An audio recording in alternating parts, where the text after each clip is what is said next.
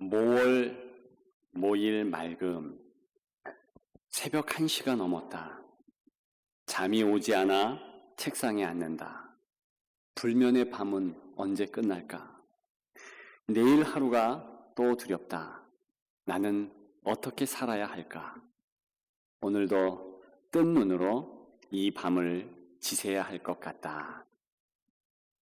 어떤 성도의 짧은 일기입니다. 만일 이 짧은 일기가 취업을 준비하는 26세 여러분들의 일기라면 어떻겠습니까? 만일 이 짧은 일기가 결혼을 소망하는 36세 여러분들의 일기라면 어떨까요?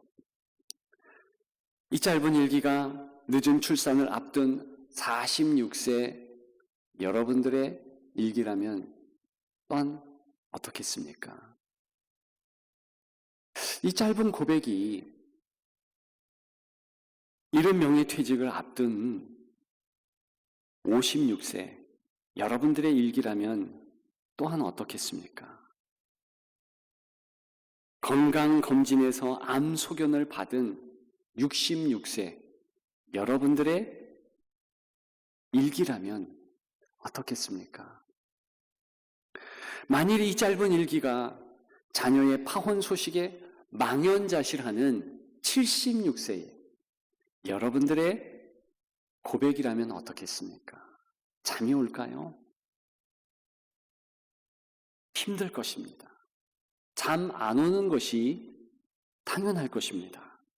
한숨을 내쉬고 무언가 내 인생이 꼬였다, 잘못되었다 그렇게 한탄하지 않을까요? 여기저기 어떻게 하면 실제적인 도움을 얻을까? 그런 마음을 갖지 않을까요? 실제적인 도움을 준다 그러면서 좋은 자들이 나타납니다. 한 사람이 여러 번 다가와서 이야기하는데 별 도움이 안 되네요. 뭐 인생은 다 그런 거지. 그렇게 살아가는 거지. 그런 뻔한 말만 하고 있네요. 여러분 그렇다면 여러분들은 이 조언하는 사람, 위로한답시고 그렇게 별 쓰잘데기 없는 말을 쏟아내는 그 사람에게 눈을 흘기지 않을까요? 적어도 미워하는 마음이 마음에서 분출하지 않을까요? 정확히 나사렛 사람들이 그랬습니다. 오늘 본문에 동네 사람들이지요. 16절에 보면 예수께서 그 자라신 곳 나사렛에 이르사 그랬습니다. 예수님이 나사렛에 가신 거예요? 그런데 나사렛 사람들이 불편한 심기를 감출 수가 없네요. 여러분 나사렛이라는 동네는 어떤 곳입니까? 이방인들이 수백 년 동안 거주했던 그런 지역입니다. 예수님 당시에 드디어 소수이지만 유대인들의 정착촌이 됩니다. 계속 이방인들이 살았던 곳이라 그 소수의 정착민들이 이곳이 유대인으로 가득 차고 이곳이 다른 유대 사람들도 인정하는 예루살렘과 같은 그런 손뼉 받는, 박수 받는, 갈채가 있는 그런 지역이 되었으면 좋겠다. 소망하고 또 소망했습니다. 오늘 본문의 예수님은 그 유명한 이사야 61장 1절과 2절 거기에는 하나님께서 이방인들에게 보응하신다.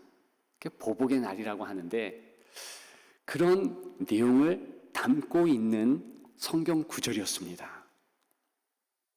안식일의 전례에 따라서 선지서의 한 부분을 선택해서 읽고 강론했습니다. 그런데 예수님께서 딱 그 본문을 선택하신 거예요. 얼마나 나사렛의 유대인들이 내심 기뻤겠습니까? 아, 드디어 이방인들을 축출할 수 있는 실제적인 방안과 우리를 향한 위로의 말을 쏟아내겠구나. 그런 마음을 가졌습니다. 그런 바람에 합당한 분이 예수님이셨어요. 이미 이곳저곳 큰 은혜를 끼쳤던 예수님의 모습이셨습니다. 가까운 거버나움 지역에서 많은 이적들도 행했고, 그 화려한 언변, 유창한 말씀으로 성경을 통쾌하게 바리새인보다 더 권위 있게 말씀을 증거했던 터였습니다. 나사렛 사람들이 기대했죠. 여러분, 예수님은 그런 나사렛 사람들의 분위기, 환경, 정서를 너무나 잘 알았어요. 예수님은 어린 시절 꼬박 그런 나사렛 지역에서 사셨지 않았습니까? 너무나 잘 알죠. 그런데요, 우리 예수님은 오늘 우리가 읽은 본문과 같이 이사야에서 생략하지 말아야 될 부분, 바로 보복의 날, 그날이 있을 것이다. 이 부분을 일부러 생략해 버립니다. 선지서를 읽는 랍비들은 종종 구약의 한 말씀을 생략할 수 있었습니다. 물론 같이 읽는 모세오경의 말씀은 그대로 읽어야 되지만 선지서의 말씀은 생략할 수 있었어요. 예수님께서 일부러 편집을 하신 거예요. 그대로 읽어준 것이 아니고 선택해서 넣을 내용은 첨가하시고 뺀 내용은 뺀 것입니다. 뭘 뺐는가? 그토록 그 동네 사람들, 나사렛 유대인들이 원했던 보복의 날, 이방인들에게 하나님의 심판이 있다, 쫓아낼 것이다. 그 말씀을 생략했는데 너무나 의아하지 않습니까? 갸우뚱갸우뚱하는 그들의 눈빛을 보면서 예수님은 계속 일방통행을 하십니다. 어떻게까지 얘기하냐면 너희들이 가지고 있는 이방인들에 대한 문제 괜찮다. 그런 말씀으로 27절과 28절을 이야기하시는데 거기 보면 이방인 두 사람이 나와요. 하나님의 은혜 받은 이방인들입니다. 사르밧 과부와 나아만 장군. 하나님께서 이스라엘에 많은 과부들이 있는데 이방인 사르밧 과부에게 은혜를 주셨고, 이스라엘에도 많은 나병 환자들이 있는데 이방인 나만에게 은혜를 주셔서 고침 주셨다. 이 내용을 이야기하시는 거예요. 그 저희가 무엇이겠습니까? 나사렛 유대인들에게 목소리 높여서 예수님이 힘있게 말하는 것과 같습니다. 문제 있지? 그 문제 별 문제 아니야. 괜찮아. 이방인들이 산다고 그게 힘들어? 이방인들도 하나님의 은혜를 입어서 계속 이방인들과 살아내. 이런 식으로 지금 예수님께서 말씀하고 있는 거예요. 실제적인 이방인들에 대하여서 혐오감을 가지고 큰 문제로서 그렇게 여기고 있는 유대인들에게, 나사렛 동양 사람들에게 그렇게 말하는 것은 아니 될 거예요. 정말 안 되는 거예요. 여러분, 동네 사람들이 분노를 일으킵니다. 물론 다른 또 한 가지 원인이 있지만 예수님을 끌고 어디로 가느냐? 낭떠러지로 가는 거예요. 밀치려고 합니다.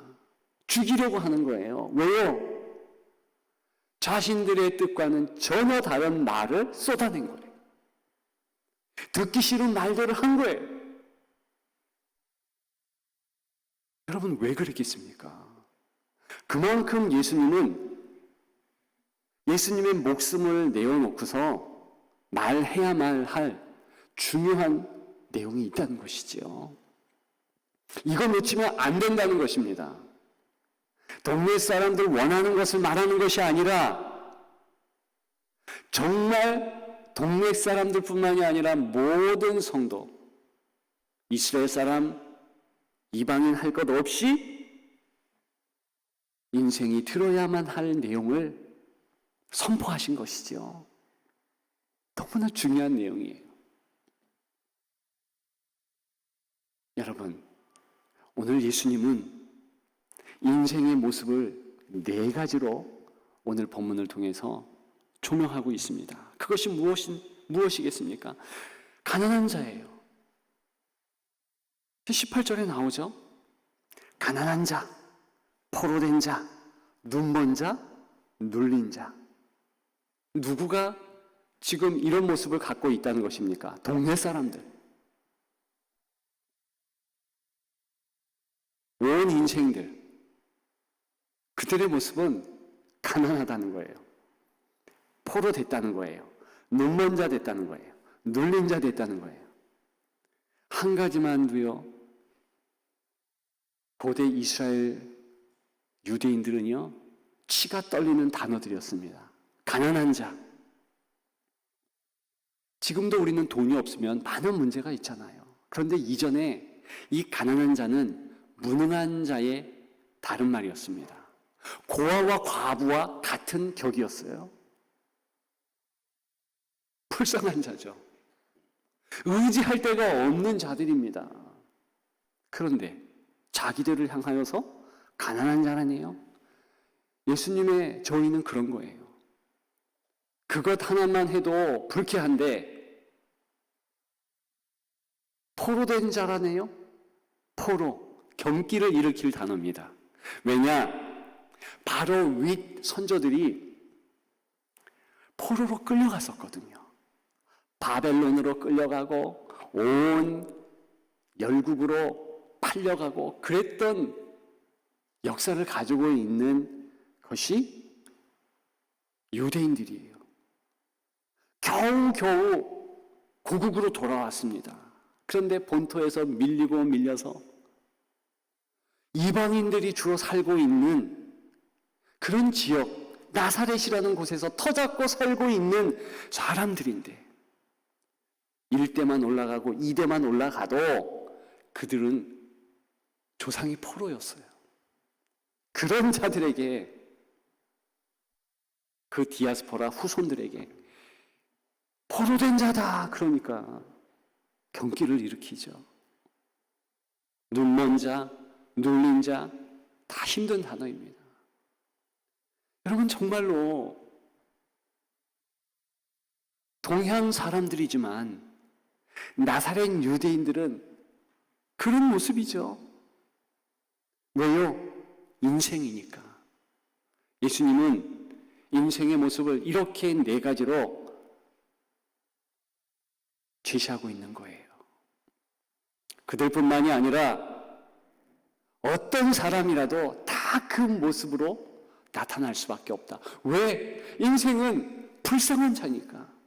인생은 절대 도움이 없으면 살아낼 수 없으니까. 그런 인생인데 한 가지 문제가 해결되었다고 잘 살아낼 수 있을까요? 가난한 자에게 하루 빵을 줬다고 그가 살 수 있겠습니까? 그럴 수는 없죠. 나라도 구제 못한다는 가난, 어떻게 빵 하나가 해결할 수 있겠습니까? 절대의 도움이 필요하다는 거죠. 예수님은 그러한 절대 도움이 필요하는 인물들로서 사르와 가부, 나아만 그들을 이야기한 것뿐이에요. 물론 이방인이라는 사실도 부각시켰지만 그 뜻은 그들만이 가난한 자, 포로된 자, 눌린 자, 보지 못하는 자, 이런 사람들의 전형이잖아요. 여러분, 사르밧 과부, 어떻게 그 과부가 하나님의 구원을 받습니까? 엘리야라는 탁월한 하나님의 사람을 하나님께서 보내신 거예요. 사람 만났더니 문제가 해결됩니다. 3년 6개월간의 기근 가운데서 마지막 빵 하나 어린 아들과 나눠 먹고 죽으려고 했었어요. 그런데 그가 한 사람 엘리야를 만났더니 살게 되더라는 거죠. 나아만 마찬가지였습니다. 그는 고관이었어요. 권세도 있었습니다. 그러나 그의 속이 썩고 있었어요. 나병에 걸렸거든요. 궁궐에 있는 정적 가운데 한 사람이라도 야, 저 사람 나병 걸렸어, 이렇게 힐난하고 손가락하고 그 사실이 알려지면 그는 저 궁궐을 떠나서 멀리 도망가야 할 신세예요. 왜? 병자니까. 그런데 그 나아만이 누구를 만납니까? 엘리사라는 한 사람을 만나서 모든 문제를 해결받지 않습니까? 예수님은 그렇게 동네 사람들, 사르밧 과부나 나아만 장군과 이방인들과 다름없는 그 동네 사람들, 한 사람을 만나야 산다, 지금 그 이야기를 하고 있는 것이죠. 누구입니까? 예수 그리스도. 오늘 본문은 주의 성령이 내게 임하셨다, 그러면서 내게 기름을 부으시고, 왕이라는 뜻입니다. 당신들의 왕이 나고 가장 당신들이 필요한 자, 절대 도움을 줄 수 있는 자 나다. 당신들이 비록 잘 몰라서 문제를 붙잡고 그것 가지고 씨름하지만 그거 해결됐다고 당신들의 근본적 문제가 해결된 거 아니다. 나 만나야 된다. 지금 이렇게 얘기하고 있는 것입니다.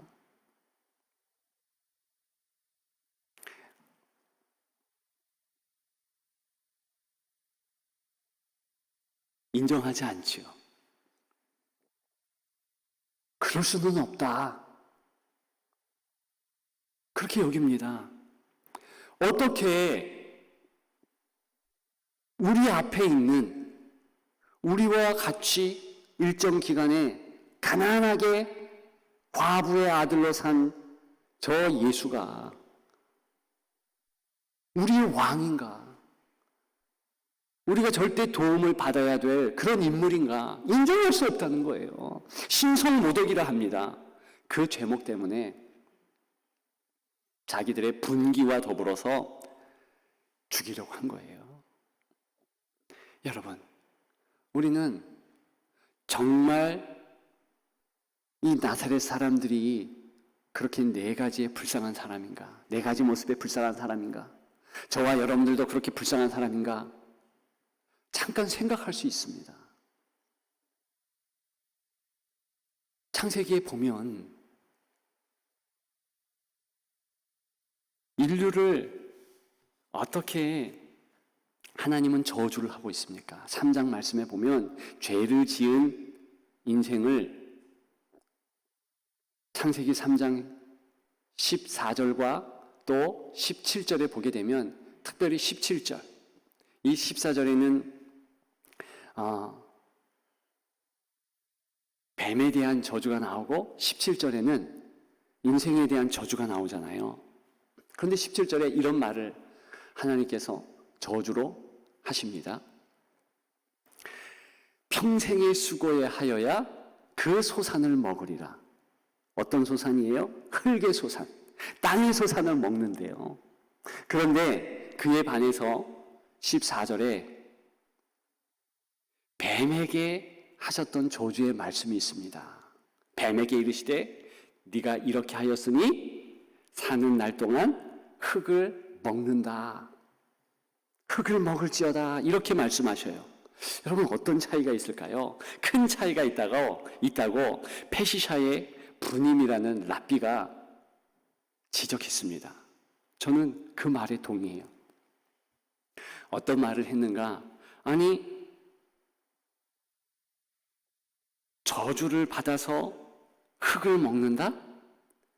지천에 먹을 것이 널려 있다는 것 아니겠어요? 그러면 자기 마음대로 돌아다닐 거 돌아다니면서 먹으면서 그렇게 살아간다는 뜻이에요. 한편으로 생각하면 그렇게도 이해가 되지요? 그러면 그에 반해서 사람에게 흙의 소산을 먹는 그것은요, 일용할 양식을 얻기 위해서 힘들고 어렵게 살아내야 한다는 것입니다. 소위 뼈 빠지게 일해야 한다는 거예요. 누가 진짜 저주를 받은 것입니까? 평균적으로 보면 흙의 소산을 먹는 아담과 하와, 그리고 그 후예들이 큰 저주를 받은 것이지요. 여러분 그렇지 않습니까? 하나님께서는 꼭 인생에게 겨우 먹을 것을 주는 거예요. 광야 시대의 만나를 보십시오. 하루 분량만 주잖아요. 그 다음 날에는 또 나가야 되는 거예요. 그게 땅의 소산을 먹는 대표적인 모습입니다. 예수님께서 주기도를 가르쳐 주셨는데 일용할 양식을 주옵시고, 이 문구가 들어가서 우리가 그렇게 고백할 수 있도록 가르쳐 주십니다. 무슨 말이에요? 하루하루 겨우겨우 땀 흘려 먹고 산다는 거예요. 그에 반해서 옛뱀 마귀에게는, 이 옛뱀 뱀에게는 무슨 저주와 같은 축복을 합니까? 지천에 먹을 것이 널려 있다는 거예요. 마음대로 일정 기간 동안에 살아갈 수 있다는 것이죠. 누구 도움 안 받는다는 것입니다. 여러분, 그런데 내면적으로 보면 그것이 얼마나 무서운 건지 아십니까? 일정 기간 너 마음대로 먹고 살다가 네 마음대로 네 뜻대로 하다가 내 심판을 받는다. 이런 의미가 뱀에게 주어진 내용의 사실 모습입니다. 그에 반해서 인생에게는 흙의 소산을 먹게 되는 거예요. 땀을 흘리고 또 흘리면서 하나님에게 구해야지만 먹는 거예요. 뭘 의미합니까? 절대 도움을 주시는 하나님이 아니면 인생은 소망이 없다는 것이죠. 여러분, 오늘 본문이 말하고 있는 네 가지 인생의 모습, 가난한 자, 포로된 자, 눈먼 자, 눌린 자, 이 모습 아니겠습니까? 다시 얘기해서 하나님께 붙어야 된다는 것이며, 다시 얘기해서 남자가 부모를 떠나 여자를 만나서 한 몸을 이루고 가정을 이루듯이 정말 인생이 예수 그리스도 만나서 한 짝이 돼야 된다는 것입니다. 동심이 있지 않으면 백전백패고 문제 가운데서 허덕이면서 근근히 살아갈 수밖에 없고 어려울 수밖에 없다는 것입니다. 여러분, 이 진단을 정확하게 예수님께서 말씀하시고 사랑하는 동네 사람들, 나사렛 유대인들에게 가장 먼저 말씀해 주신 거예요. 그들이 거부하든 말든, 물론 우리가 잘 알듯이 완전 거부했죠. 죽이려고 했죠. 여러분, 이게 웬 모습입니까? 여러분, 여러분들의 환경이 어떻습니까? 어렵습니까? 두렵습니까? 떨립니까? 괜찮습니다. 예수를 바라보시고 그분을 붙잡으면 승리할 줄 믿습니다. 여러분, 그 선포가 오늘 말씀에 있는 것입니다. 우리가 그것을 기억하고 남은 여생 하나님, 내가 이겨내겠습니다. 하나님, 주와 동행하는 것 감사요 기쁨입니다. 항상 기뻐하겠습니다.